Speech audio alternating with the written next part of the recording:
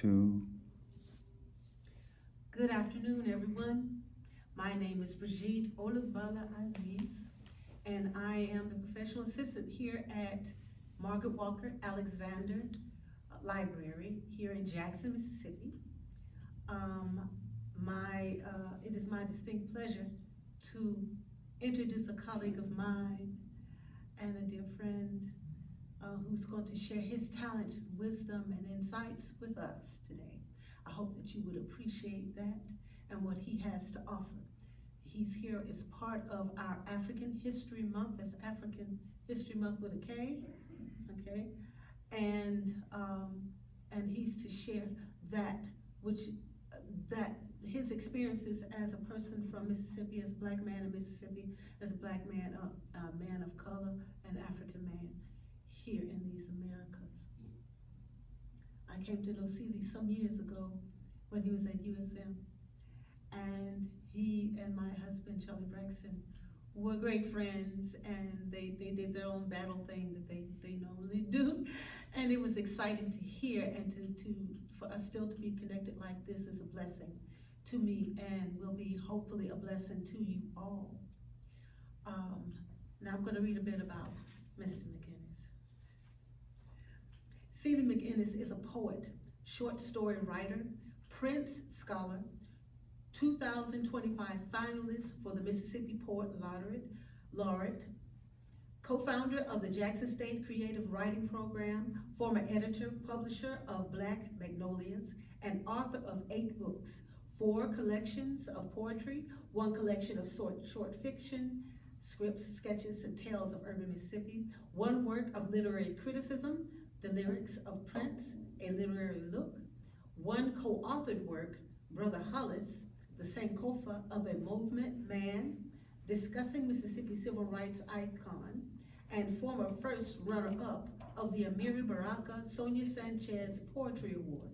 Additionally, he has been published in periodicals and anthologies. Without further ado, I introduce you all to C Liegh McInnis.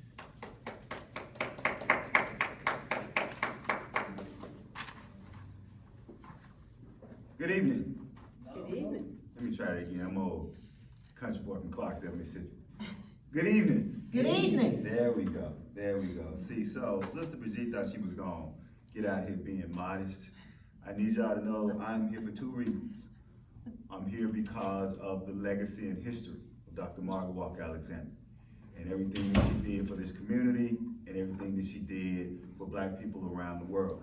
But I'm also here because Sister Bridgeet said, we gonna do something together. And we know what she means to our community.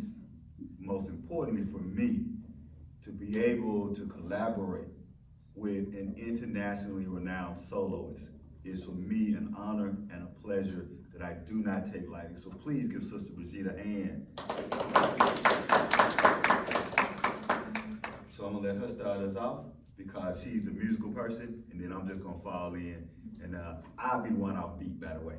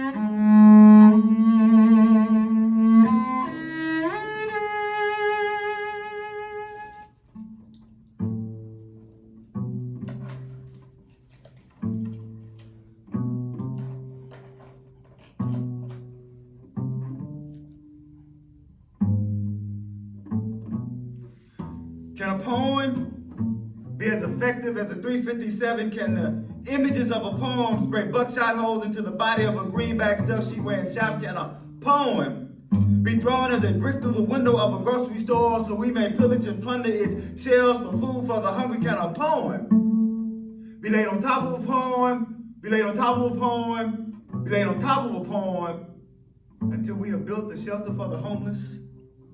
What good does a poem do a spoiled, bloated belly? Can a poem be mightier than a sword? Does a poem need $1 million war chest? Can a poem lay hands on the sick and clothe the naked? Can a poem work hoodoo on an ACT score? Can a poem pull rent payment from a magician's hat? Can poems assassinate Negro turncoats who have sold their souls to racist rags? Can a poem cut short the lives of serpentines who pretended to slyly suffocate European babies and African children in European excrement disguised as Caucasian curriculums?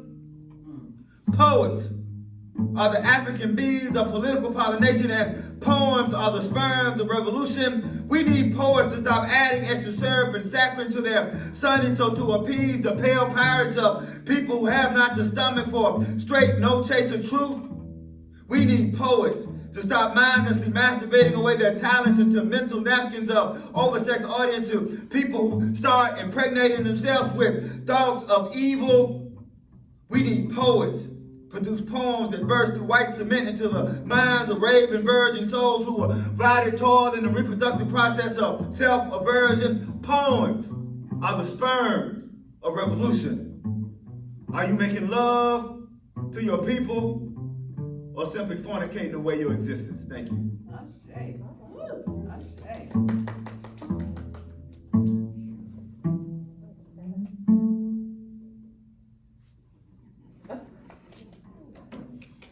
So we just gonna play around a little bit, make things up as we go along.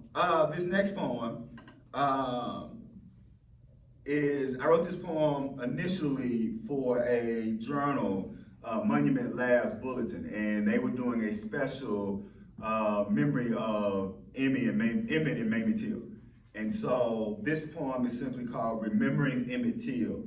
And this is what we call, so if you're from the 80s, grew up in the 80s, we used to call what we call 12-inch versions. So this means this is a longer version than the original one, for those of you who don't know. So this is kind of like the dance remix version, but we're gonna dance in our mind. So Remembering Emmett Till, 12-inch version.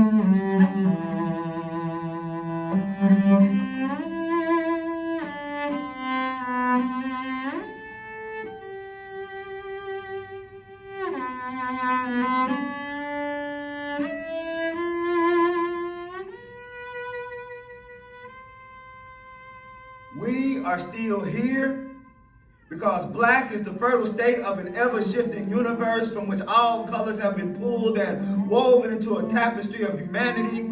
Even though pale pirates try to perpetuate our invisibility by bleaching school curriculums, we have our own ink that enables us to rightfully write ourselves into the Lamb's Book of Life, which can never be amended or abridged by your Heritage Fund project. Your latest whitewash from us dripping the White House in chocolate has only resulted in your true colors being illuminated like burning crosses engulfing a midnight sky. You tried to lynch us with legislation. You tried to handcuff our history. You tried to eradicate our education with the excessive executive orders by the ultimate evildoer who has been more excrement than fertilizer to humanity, but we still stand to withstand the neo-Confederate storm. Too many mountain women like Mamie made away, churning death into destiny, grief into glory, and hate into hallelujahs. Now, let me give you 5 on the black hand side and count all of the ways that righteousness cannot be contained. 1, Mamie's baby boy, eyes smile with sunshine, chipmunk cheeks filled with laughter, black joy rouse evil. 2, a Jet magazine photo, a disfigured face painted by U.S. madness, mirrored reflection. 3, Mamie Till was a poet. Mamie's pen of pain, open casket, her sonnet, crafting catharsis. 4, pedagogy, better known as critical race theory. My name, Tamir Rice. Our names, James Bird, Corin Gaines. We, Tills, blood, children. 5, time travel. Agent Orange be rolling back the clock of hate, setting on money. Postscript. We gonna finally garnish the wages on that insufficient check so that the blood that waters these fields will flow with the fruit of liberation. Thank you.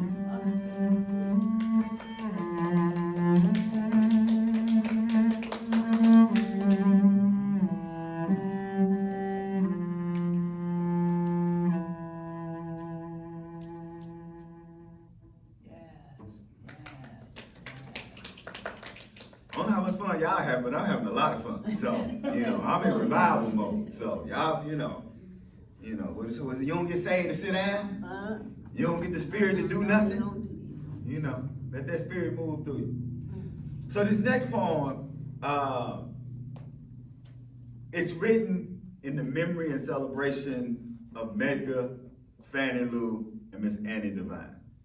And the title of it is Mississippi Courage, A Lighthouse to the World for Medgar, Fannie Lou, and Miss Annie Devine. And I wrote it because what I loved about them three particularly, and just about our movement, is that Black people have never been a monolith, because African people have never been a monolith.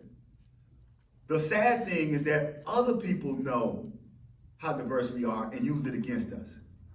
We forget that when the slave captors came to our home continent, they purposely would bind Africans from different tribes because they spoke different languages. People don't know that there are more languages spoken on our home continent than anywhere in the planet.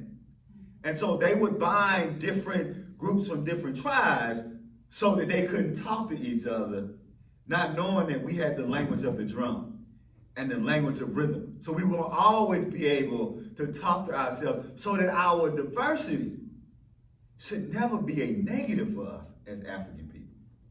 It should always be a positive. And that's what I wanted to celebrate by discussing these distinct different people, right? Fannie Lou coming from the plantation. Medgar Evers being a graduate of Alcorn. I have to give him his shot as an old, Jackson State D.I. love, but I got to give him his Alcorn love. So, I knew some brains was going to come out of here, right? And then, of course, you had Miss Annie Devine, who she kind of represented that upper crust. And yet those three people came together and formed the united fist for our freedom.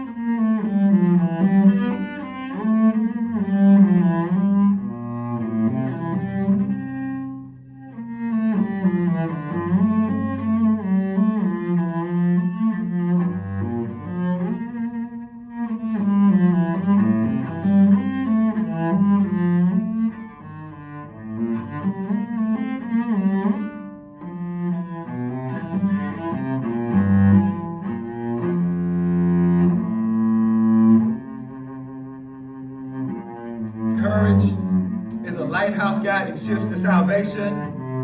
Courage is a fire that burns down the dead weeds of racism that rise to suffocate the voices of liberty. Courage is an antibiotic that kills the bacteria of hatred. Courage was the nucleus of the Mississippi Trinity.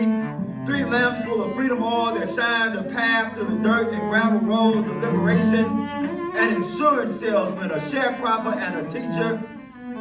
3 instructors of liberation teaching that righteous needs only bow before God and that the children of God have an unyielding organic duty to protect the meek like umbrellas shielding us from the acid showers of colonialism or overcoats shielding us from the frozen winds of prejudice.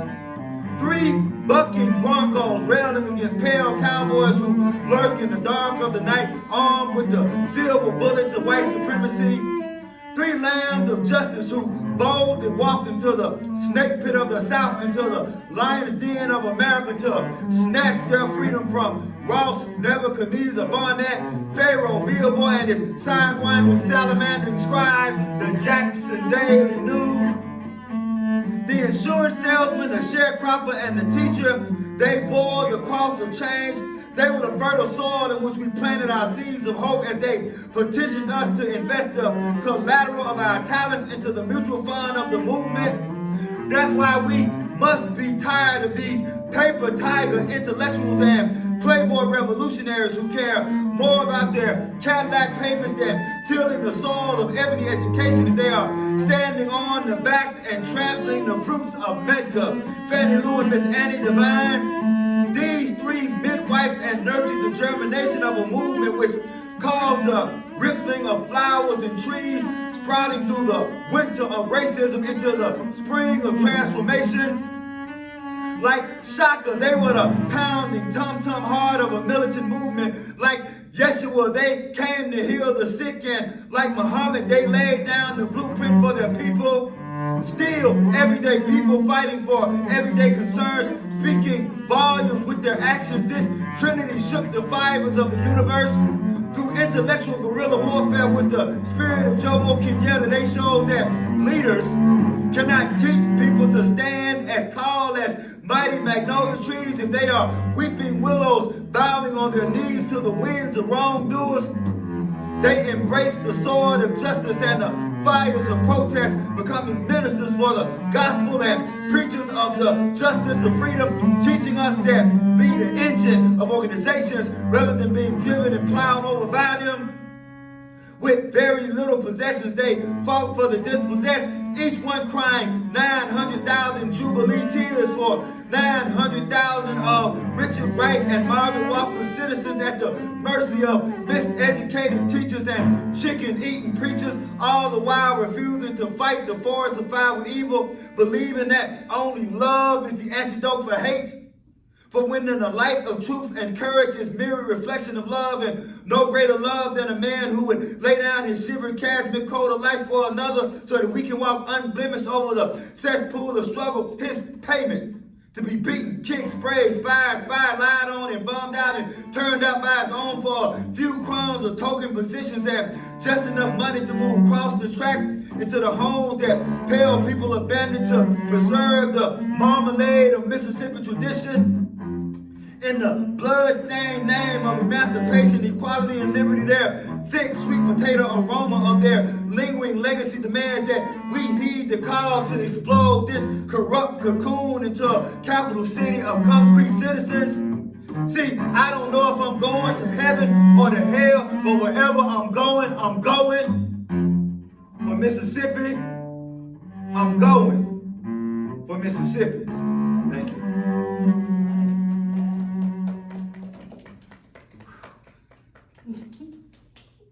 Take a breath. You can tell I wrote those poems when I was young. I would have never written anything that long at this age. Like the older I get, the longer these poems get. Like, there's still some more stuff here. So there is and if you know it, help me because I forgot. But there's this show that comes on Hulu. Sister out of out of California. I want to say either LA or Compton. It's a food channel. She goes around. I think it's called In Search of Soul Food or something like that. I don't know if you guys seen it. And so she goes around to different soul food restaurants. So she came to Jackson about 2 or 3 years ago, and so they were down at Peaches, and so they were going to do a thing at Peaches, and they said, well, we want somebody to do a piece. You have somebody. So the sister who owned the bookstore across, hey, Brother C Liegh called. Brother C Liegh, they called. They said, well, Brother C Liegh, can you write a poem? And I don't typically write like poems on demand like that, but it was a special thing. When people call you, you come, right? That's the bottom line. And so I said, sure. So I wrote something. I said, how long? They said, well, not that long. I said, okay, cool. So I wrote it. So I go down to read it, and they're like, okay, they got the camera and everything. So I took out to read it, and they looked at me like I had grown a second head. They're like, what you doing? I said, I'm reading the poem you had me wrote. They said, you ain't memorized it? I said, well, no, I just wrote it. They said, well, we'll film you and then we'll see. And then they got what's called B footage, right? So they got the B footage of me, and then they filmed me reading the poem. And I guess they just didn't want to have me reading the poem. So long story short, if you ever see that episode, all my friends were calling me saying, Brother C Liegh, I saw you in Search for Soul Food. Why was you outside the store looking like a homeless man? Oh my God. Because they didn't use the poem, so now I'm just sitting there like a homeless person, like looking at stuff. If you ever see the episode and wonder why am I just sitting out in front of the store like that, like I have nothing to do with the episode like this. It's literally, and the episode opens with me and closes with me. And everybody called me like, well, I wanted to come out and put some change in your pocket the way they had to do it. But I always say, what's the positive? And the positive is, I got a poem out of it. And I got a poem that, for me, celebrates why food is so important to those in the South, and particularly those of us in Mississippi. And so the title of it, and I mentioned all my aunties and aunts and my wife in it, because you can't mention your auntie without mentioning your wife. You can't go home. Yeah. But my wife is a dynamite cook. My wife is a dynamite cook. And so it's called Just Fooding Around. For Rosalie, Lil Rosie, Amma Jean, Ruth May, Iola, and Monica.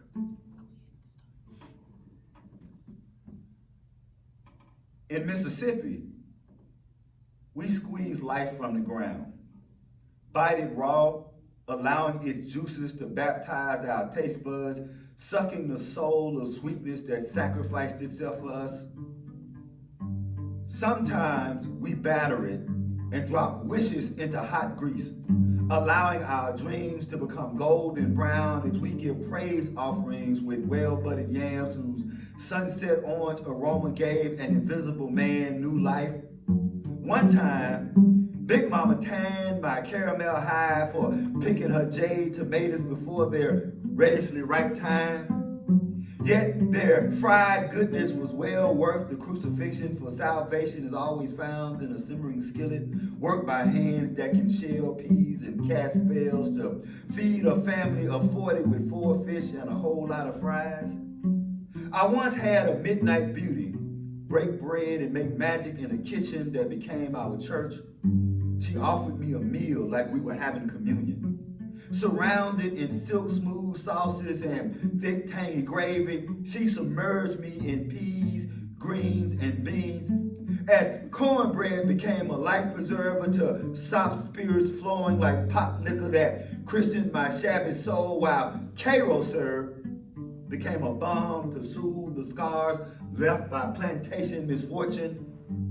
On the altar of our dinner table, we allowed ourselves to be anointed by butterscotch smiles, dipped in cinnamon tears, while swirling scent of mocha earth, plum, peaches, baked chicken, and pecan pie reminded us that God is food. And in Mississippi, we eat because his body is the gift of our sustenance. Thank you.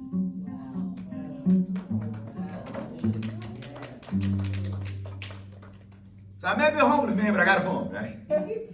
Talk about, give me some cornbread. There you go. And Yeah, you know what I found funny was, I guess, telling your age is just what people don't do anymore. Every time I read that poem and it got published a couple of places, people actually walk up to me like, what's pot liquor? Yeah, like they don't know what pot liquor is. Like I go around and people and they're like literally like, what is, like, I was like, oh, okay. And I was like, well, you a person that always had money because, pot liquor is after whatever the greens, the peas, whatever was in there. Ain't nothing left now. But the greens liquor, you got some cornbread, and you pour that pot liquor over that cornbread. Ooh, my goodness. Eat it with your hands. Yeah, ooh. Right. Eat it with your fingers. I tell people that one of my maternal grandmother, her pinto beans and cornbread was so good. I think I was grown when I realized, like, I don't think grandma made meat when we had pinto beans and cornbread. Like, I really, I tried to think about it. I was like, did we ever have meat on the days of pinto beans and cornbread? So I'm really, I guess, appreciative because being able to tell, I guess, younger people and different people about pot liquor is also another way of explaining how, as African people, we were always turning struggle into something wonderful because of our genius, right? So that would stop me. Saying sop, there you go. You know what? They hadn't asked me what sop mean, but they were probably too ashamed because they didn't know what pot liquor, right? So I'm glad you said that. Now I'm gonna have to throw in like, well, you do know sop is what we did with the cornbread to get the pot liquor up. So yeah, sop it up. There you go. All right, so this next poem hopefully will resonate. It's actually inspired by two things. Those of us who are from Mississippi who travel a lot, right? We always get that question. What's Mississippi like? Right? We always get that question. And what I would notice is, traveling to different places, they would ask me what Mississippi is like, and then they would take 2 steps back because they didn't want me to get that Mississippi on while I was telling them about it, right? And so, you get asked that question enough. And so you say, okay, well, let me write something. But also, it was an opportunity for me to pay homage to Margaret Walker Alexander and her poem For My People. So my poem, which is titled Mississippi Light, is a combination of wanting folks to know what Mississippi is for me, understanding again that African people were not a monolith. So your Mississippi poem will be a little bit different from mine, but also trying to really capture that genius that Dr. Alexander had in her work. So there we go.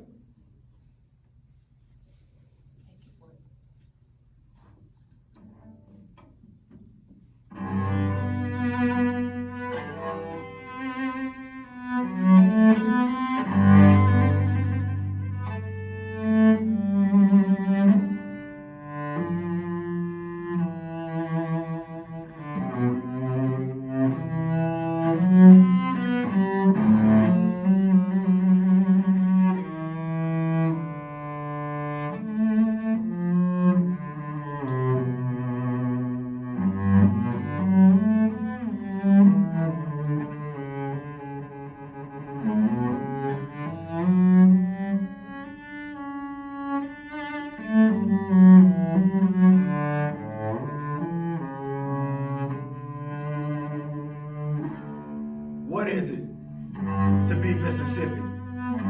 Where capital streets cross cotton fields and Margaret's jubilees jam with Eudora's festivals, and even there are college cuts, controversy, and the Klan with plenty of revolution, religion, red ripe tomatoes, and rebels, movie racist rag. This is all my Mississippi. It's little boys putting dirt in abandoned tires and rolling the tires by little girls in their Sunday dresses. It's hanging out at Big Sam's juke joint on Saturday night and juking up, sign me up on Sunday morning. It's picking wild berries and stealing Mr. Wilson's plums. It's mowing everybody's yard because your mama said so. It's where time out means mama taking a break from whooping your leathery hide, and the thought of a swarm and strap still causes you to awake in the middle of the night in a cold sweat. It's Ross Barnett damming the doorway of education and James merit is bulldozing over his ideology. It's the Sovereignty Commission playing hide and go seek with the lies of invisible citizens while ebony voices declare, we shall not be moved under the salacious sights of rifles and German shepherds. What is it to be Mississippi? It's no matter how highbrow we get, we still got hot sauce on the table when we eat. And having a special jawbone from being double voiced, being bilingually lingual enough to talk with two tongues, a Democrat on TV and a Dixiecrat under the hill, wearing black suits in the day and white sheets at night. What is it to be Mississippi? It's knowing that decency, courage, and forgiveness are not a three-piece suit that can be removed when they are no longer fashionable. That's the Mississippi in you. It's when you say yes ma'am and no ma'am because manners are the concrete foundation of civilization. That's the Mississippi in you. It's when you open the door for a woman, not as a prelude to a rendezvous, but because women are the fertile soil of our futures. That's the Mississippi in you. When a family reunion ain't nothing but a Sunday dinner, that's the Mississippi in you. Or when you send a plate over to Miss Mary's house cause her children took the Exodus train north and she can't navigate the stairs like she used to, that's the Mississippi in you. Or when you go to school because education is the sledgehammer to knock holes into the walls of injustice and oppression, that's the Mississippi in you. When you vote, even though there are two flapjack politicians on both sides of the ballot and the concept of statesman is nothing more than a mascot in Delta State, but you pull the lever anyway because Maker's blood is the only registration card you need, that's the Mississippi in you. When being baptized in the blood refers to the plasma of Jesus and the crimson of the civil rights movement, that's the Mississippi in you. When you speak to people whom you don't know as you pass them on the streets, that's the Mississippi in you. And then after speaking, you ask, who your folks, baby? That's the Mississippi in you. Or when you see a stranger with a familiar face and ask him, baby, are you Miss Ruthie Mae Johnson, boy who lived over the track under the hill, had that daughter who married that Williams boy who family owned the store next to the sawmill inn? That's the Mississippi in you. Or when you got a whole lot of cousins, and your mom and dad ain't got no brothers and sisters, that's the Mississippi in you. When you stand because a woman just approached your table, that's the Mississippi in you. When you refuse to call a woman after 10 p.m. or anything but her name, that's the Mississippi in you. When loving your fellow man as you love yourself is your political platform and feeding little Leroy is your social warfare plan, that's the Mississippi in you. When you pay your bills, despite them vampire interest rates, not because you scared of them colorless collectors, but because your granddaddy's word was as solid as the earth and your daddy's word is as true as the seasons, and you don't want to drive down the value of your family name by being as unreliable as a politician's promise the day after the election, that's the Mississippi in you. And when you do unto others as you would have them do unto you, because it pleases God and your grandmama, that's the Mississippi in you. Thank you.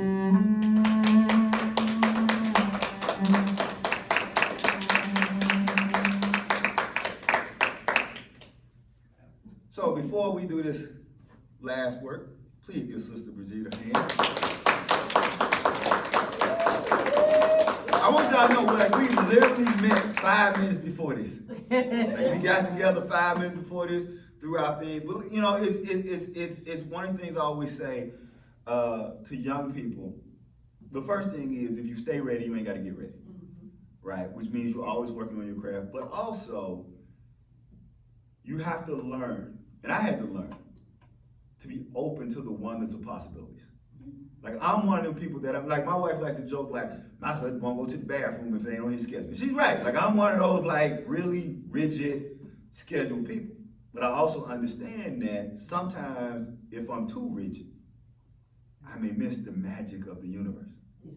And so what you're seeing here is two people who have mutual respect for each other, two people who have mutual love for their community, who have mutual love for this space, who have mutual love for y'all, and then y'all also have a mutual love for this space.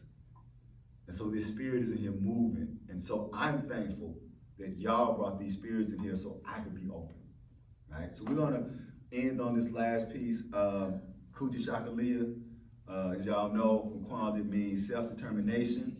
The third voice. We'll do it, yeah, Yeah, we'll do that, yeah. we'll do that. And then what we'll do is, if, like, where are we on time? What time is it? Where are we on time? It's evening time, so I'm gonna stop. It's 1:45 Okay, so we'll have like maybe 5-10 minutes of Q&A. That cool? Because we want y'all to talk to us. You know. You can even say, we ain't like that. No, do that. Go ahead.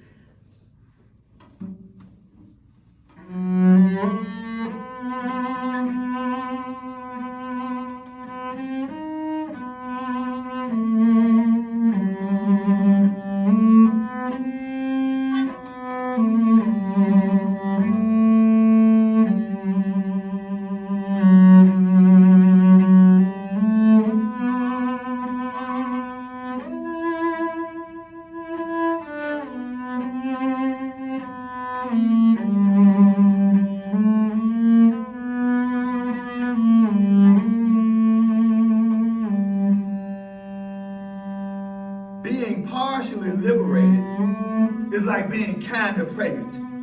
Yet I ain't never known nobody to have half of a baby.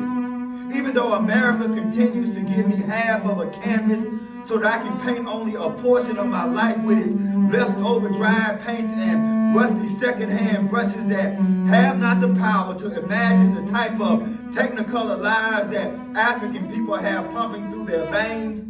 I mean, peacocks don't parade with color like we do. But we continue to accept America's whitewashed lie that integrating into a burning house won't incinerate us.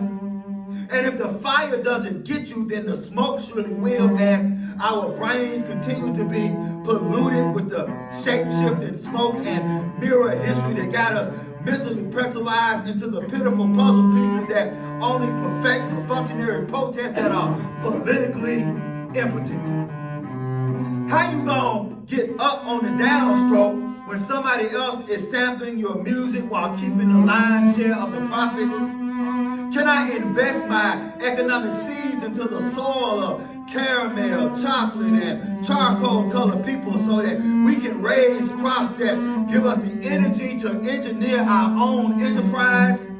Can I truly be the head of the household if somebody else's name is on the mortgage?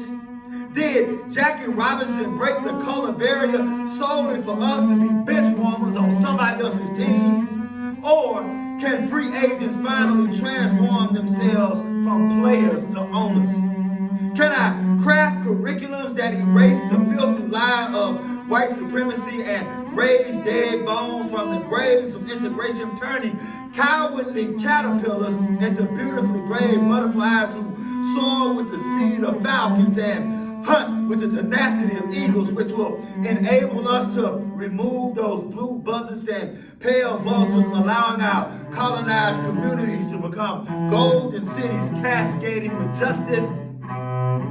Can I write a song in which strangled voices erupt into a massive Mississippi choir, giving a groove that moves crooked councilmen, sandbagging supervisors, and lethargic legislators, forcing them to electric slide to the sound of self-determined drums, beating their tom-tom down on bureaucratic boulders, blocking the doorway to freedom? Let's get down with some screaming guitars and bass that keep revolutionary time, cause we'll continue to be days short and dollars late if we never know what time it is, thinking that a successful negotiation is having a pale pirate to remove just one hand from our throat. So I'm gonna plant me a garden, filled with the fruits and vegetables of my intellect, watering it regularly with consistent work ethic, fertilizing it with the discipline of my daily deeds, and nurturing it with the sunshine of accountability. This is political photosynthesis that will prepare a buffet of independence, allowing us to dust off our knees and stop going with our hat in our hands, begging for mercy from people profiting from the produce of our dysfunction. Always remember that you ain't never free as long as you must have permission from somebody else just to breathe. Whoa. Mercy. Whoa.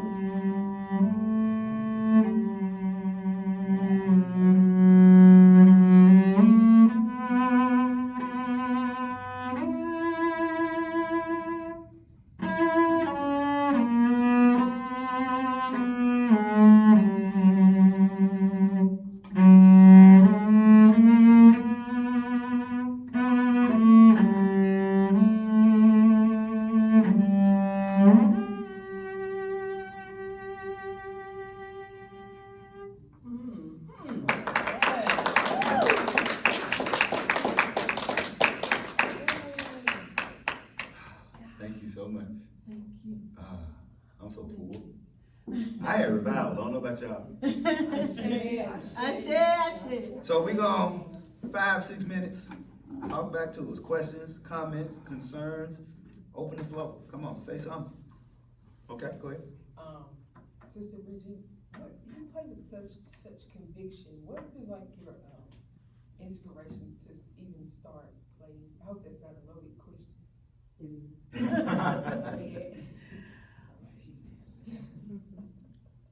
Wow. Yeah. I come from a family or from people that were musicians.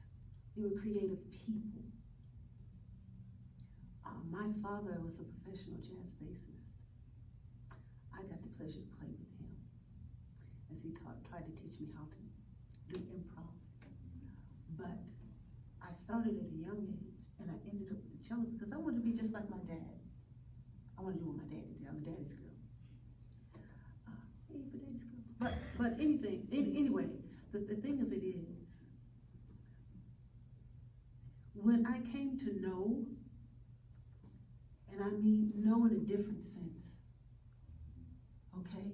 When I realized who I was at a young age and what I was and what I could possibly do, based on what I was taught as a child about who we are, I began that journey.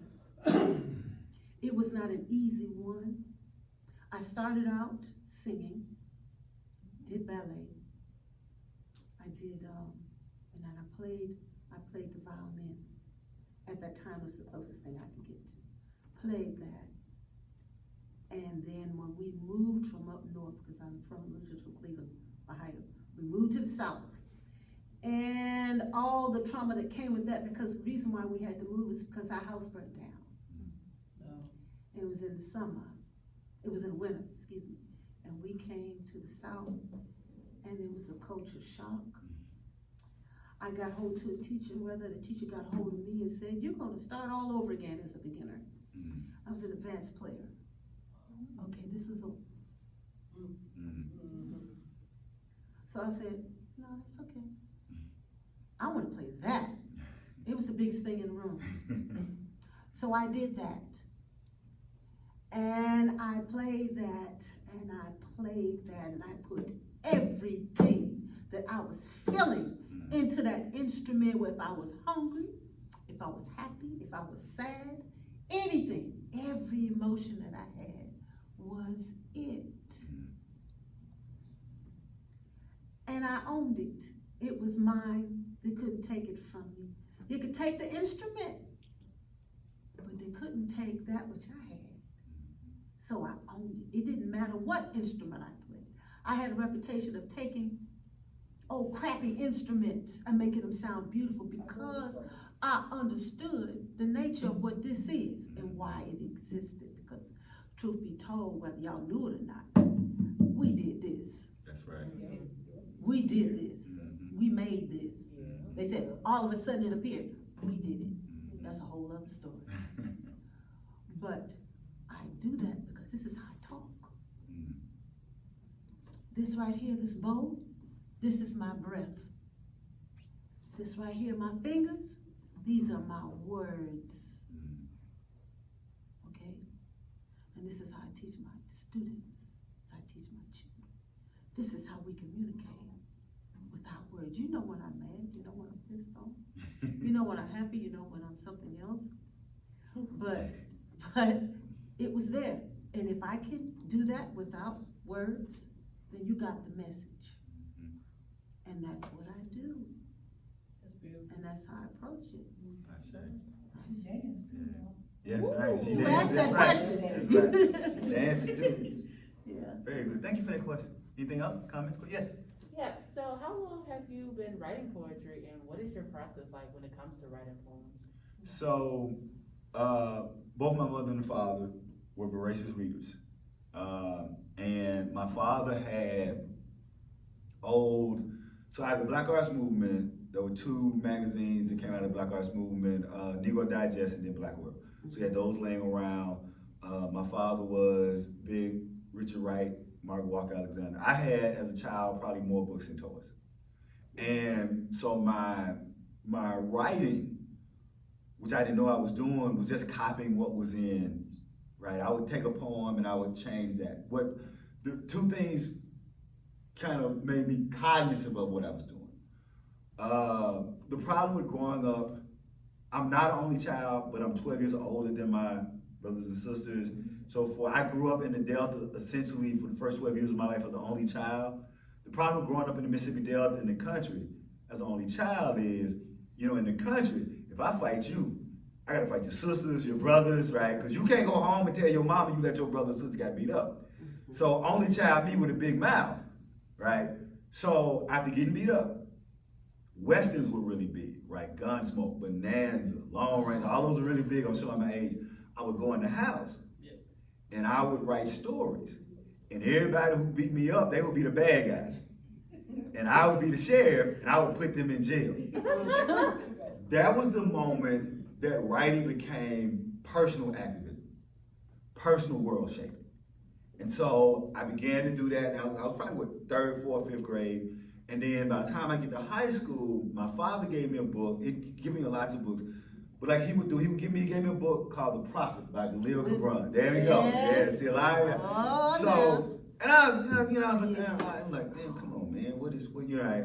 So I go, and so in high school, my 4 English teachers in high school, I only had one black English teacher. I had all female, I had one black English teacher. The other English teachers were white. And so my 9th grade English teacher, I gave her the book. And I said, hey, my father said that, look, I need to read this book and tell him what's in it. And I've been him in the hall, and can you help me with this book? This white lady who ran her class like a general became unnerved. Yeah. She unraveled. She started shaking. She was like, well, obviously your father wants you to know some really deep things, and I'm just not equipped. And she threw the book at me so hard that it stuck in my chest for a second before it fell in my hands. And she turned and ran. She literally ran down the hall. And I remember looking at the book thinking, that's what I want to do the rest of my life. I want to mess people up. Not be a writer, but there was something about that interaction between this lady, who we were terrified of this lady, and just some words on a paper. So the combination between those early years of writing giving me agency to make me feel better, and then now knowing the power. And I just began to write every day. So for most of my life, I was reading and writing for me were always two sides of a coin. If you go, I always used to tell my students, all of my books are marked up. Like I can't read without writing. In fact, one of the greatest memories of my life was Amir Baraka came to Jackson State, and I had his book Blues People, which was a really important book to me because that book Blues People is what inspired me to write my book on Prince. He wanted to I wanted to get him to sign my book. there was no empty space for him. Like front, there was no empty space. And I remember him taking that book and just running around, wanting to show everybody, like, this is how you read a book. This is how you read a book, right? And so my process is, for years, I just wrote every day. And the video game in my head doesn't turn off. So, and I'm a morning writer, particularly now that I've retired, I'm a morning writer, but I'll write, I probably write, my goal is always to try to read 4 hours a day, write 8 hours a day, listen to music 4 hours a day, and then the rest of the day will take care of itself. But 16 hours of my day, generally reading, writing, listening to music. So, thank you for that question. Yeah. Got time for maybe one more, two more? Anybody? Yes, go ahead. What kind of stuff you writing about for 8 hours? Like, did you get on one? I'm glad you answered. So two things. There's a great quote that I love. Maya Angelou was the first person I heard say it, but it didn't originate with her. Easy reading is darn hard writing. And what that means is that if there's something that's easy for you to read, it's because somebody did a lot of work in writing it. And so writing, and this is something to get young people to understand, writing is rewriting, it's revising. There's a movie, Walter Matthau. Some of y'all may know Walter Matthau from The Odd Couple, right? Yeah. So Walter Matthau was in this movie, and this is the thing about this movie, I'm just telling you this phrase, because I've never actually watched the whole movie, I just love this line from the movie. He was a writer, and they gave him an advance. So the whole movie is about, they gave him an advance, they gave him like this $10,000 advance. So they chasing him the whole movie for the book, because they gave him the advance. But he hadn't written the book. So they chasing him for like a whole, so finally they get to the end where they finally catch, they say, hey man, we gave this $10,000, we want our book, we need our book, we gave this money. And he said, I don't have the book. And they said, what do you mean? You had all this time? You told us when you were selling the book that you had 25 pages ready to go already. He said, no, I did not write 25 pages. I wrote one page 25 times. I love that line because that's the frustrating part, that writing is editing. And so, I give you an example. I wrote a very short story. I wanted to write a really, really short story, right? And I think it may be a page and a half, if 2 pages long. It took me 10 years to write this story. Because my goal was to whittle away the fat, make it as lean as possible, make it as strong as possible. And I was trying to zero in. And it took me 10 years to write just those 2 pages to get that story. I've had poems on my computer for years that may be 25 lines, but it's just 2 lines not working. I'm working on a collection of short story now, and I'm struggling with the voice, because my next collection of short stories is about how I grew up in Clarksdale. Because my first collection of short stories is like really serious and heavy stuff. A lot of people know me like, hey, what the funny stuff? These are depressing. We want funny C Liegh. Where's funny C Liegh? So I said, I'm gonna write these kind of, I'm gonna trick them because they're not all funny. But I'm struggling with the voice of the stories about my mother versus the voice of the stories about my father, and how both of them poured into me. So when you're writing for 8 hours, you're writing in a linear, but sometimes after you do that, you're going back, right, and you're editing, and you're whittling, and you are trimming it down, or you may be expanding here. Paper on the floor. That's it, paper on the floor. And you're all, nothing is finished. For most creatives, whether it's music pieces, lyric pieces, films, they literally have to pry from our hands. Like they literally have to, quick story. Malcolm X was too long. And Martin Scorsese was filming another film over in another lot. Spike knew his movie was too long. So he went to go talk to Scorsese. He said, hey, how long is your movie? And Scorsese said, my movie's like 3 hours. And Spike was like, yeah, mine is 3 hours too, but I done run out of money, so I gotta go get some more money. He went to go talk to the studio, and Scorsese grabbed him. No! Don't go tell them you ran out of money, Spike, because they're gonna take your movie. He was like, well, what do I do? And Scorsese said, you ain't got no friends? So if you ever watch Malcolm X again, pay attention to the ending.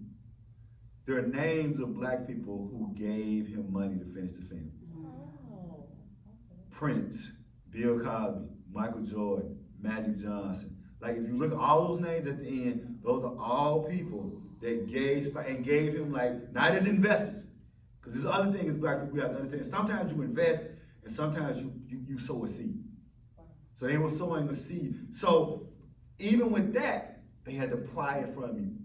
Often for creatives, the work is never finished. And I'll end on this. The great thing for me about being a literary writer, one of my great mentors, Amos Bolton, great poet from, Amos. And Amos was from, he's known as a New Orleans poet, but he's actually from Pelagie, Mississippi. Right? But he's known as a New Orleans poet. He said to me one time, he said, the greatest thing about being a writer is that every 10 years I can rewrite all my poems. I was like, what? He said, well, how I felt about love at 30 is not how I feel about it at 40. And how I felt about love at 40 is not how I feel about it at 50. He said, so every 10 years. So for me, like you'll see a poem of mine that may be published one way. And I may revisit it, tinker with it, whatever, and gets published another way. And Walt Whitman, Leaves of Grass, self-published work, major work in American literature. And I don't want to mess the numbers up, but like for instance, when he first started it, it may have been a collection of 25 poems. Now it's a collection of 100-some poems.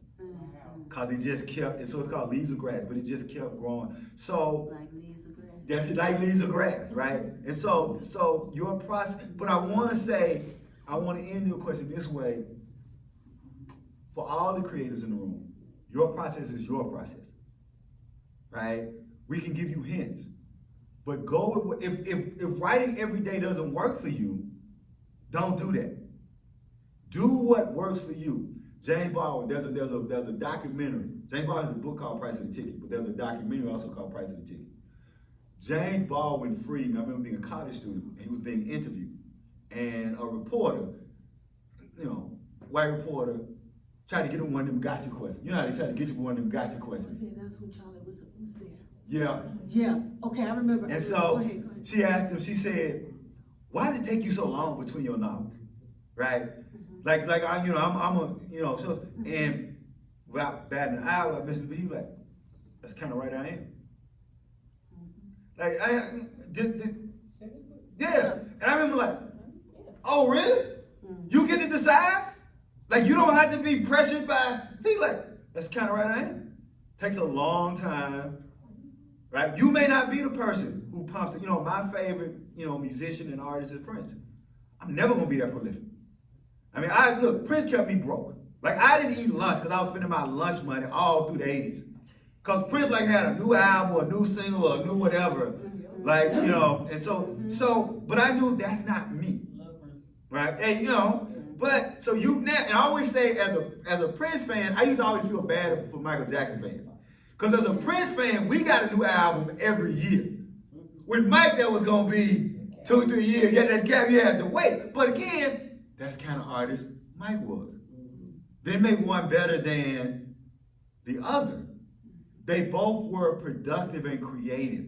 And so what I would say is talk to everybody about their process and then find the process that works best for you because you're only in the journey with yourself. Hope that helps. So, I think we're winding down. I want to thank all of y'all for coming. It's funny, because Purple Rain came on the other day. Yeah. I always have to shout out Under the Cherry Moon. A lot of people don't like Under. I really like Under the Cherry Moon. I always tell people they should revisit. I almost wanted to.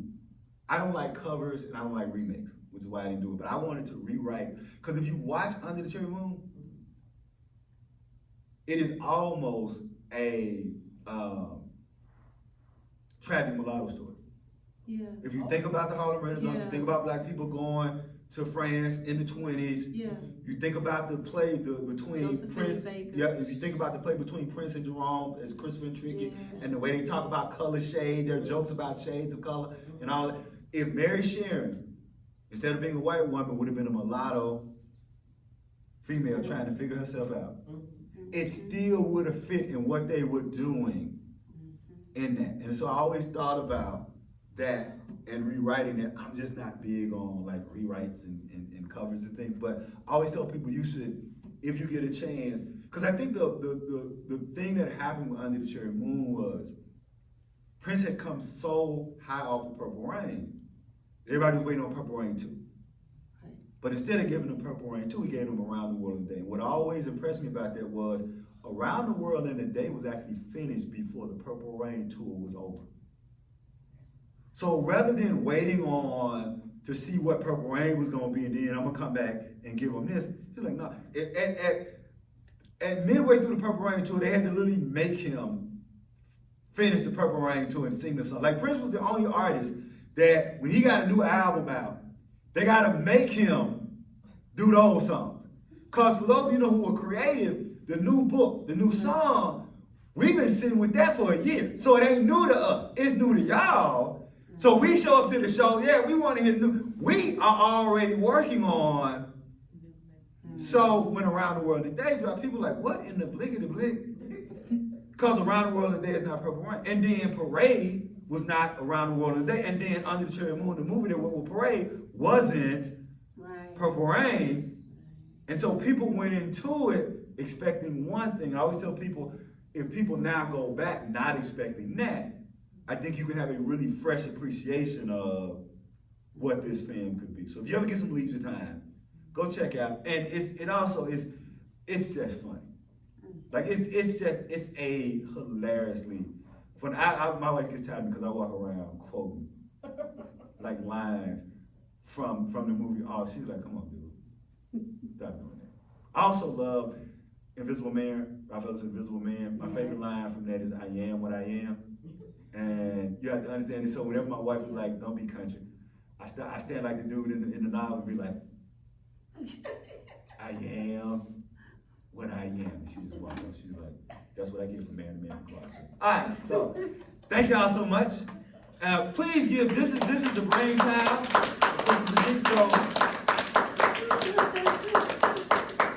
Thank you, bro. Thank you.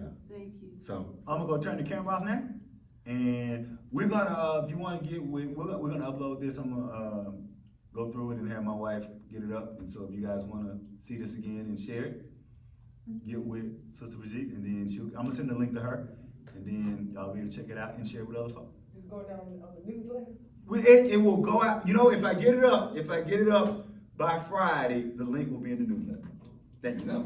Give me your. Yeah, so I have a newsletter that comes out every Friday. It's called, if you go to Substacks, it's the Psychedelic Literature Newsletter. So if you go to Substack, Psychedelic Literature Newsletter, or my website is simply psychedelicliterature.com. So if you go to Substacks, and so the newsletter actually started, you believe, 1997? We've been doing this since the 90s, and we started it, one, to promote the local poetry scene, and two, because we got tired of people saying, ain't nothing to do in Jackson. And I always like saying, is it there's nothing to do in Jackson, is that you're not accessing what's here. And so we wanted to show people that there was a lot of culture here and a lot of things going on. So that's what we still do in the newsletter. We do mostly local stuff, but we do a lot of national and international stuff too. It starts with a commentary about me, sometimes serious, sometimes silly. You can skip that and go right to the event. You ain't gotta, like, cause people like, I was so mad at you, but I wanted to read the event. So, cause you know, you're not gonna always agree with my takes, but the primary part of the newsletter is to let y'all know what's happening around town, what's happening around the country, and also when our Mississippians leave and go elsewhere, we want to let y'all know what they're doing. Cause as my father used to say, and I guess I end on this, my father used to always say, I'm tired of Mississippi educating the world. And I was like, well, what do you mean by that? He said, we get all this great skill, we get all this great culture, and because the oppressors want to keep us down, we got to go somewhere else and flourish, and the world would have no culture without Mississippi. And so that's what we try to say in the newsletter. True. So thank y'all. Thank you. Thank y'all for coming out. Thank you. Thank you all for coming. Now, as an aside, to let you all know, we also have an African History Month program coming up on the 17th. It's going to be at 3 p.m. I invite you all to attend.